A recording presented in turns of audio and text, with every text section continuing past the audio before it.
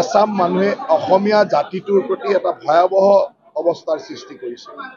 শিৱসাগৰৰ ৰাইজ, উজনি অসমৰ ৰাইজ আজি বুজি পাইছে যে কেনেকুৱা ধৰণে আগ্ৰাসন কৰে।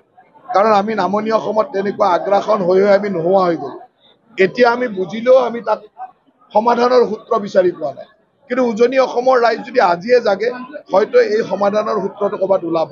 মই সেইকাৰণে তেখেতসকলক ধন্যবাদ দিছোঁ যে উজনি অসমৰ ৰাইজ সজাগ হওক। কাৰণ আমি বৰপেটা, ধুবুৰী, গোৱালপাৰা, আনকি কিছু পৰিমাণে নলবাৰী, কিছু পৰিমাণে মৰিগাঁও, নগাঁও, এই সকলোবিলাক ইয়াৰ আগ্ৰাসনৰ ভিতৰত সোমাই গ'লো। এতিয়া আমাৰ একেবাৰে উৱাদি নোপোৱা অৱস্থা।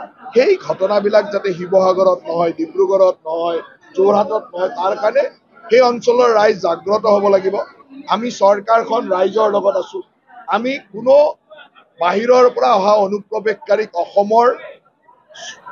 অসমৰ ভূমি, বিশেষকৈ ফৰেষ্টৰ ভূমি, বনভূমিয়ে হওক বা আমাৰ BGR হওক, এইবিলাক দখল কৰিবলৈ নিদিওঁ। তাৰ বিৰুদ্ধে আমাৰ আন্দোলন বা আমাৰ চেষ্টা চলি থাকিব আৰু চৰকাৰে তাৰ বিৰুদ্ধে কাম কৰিব।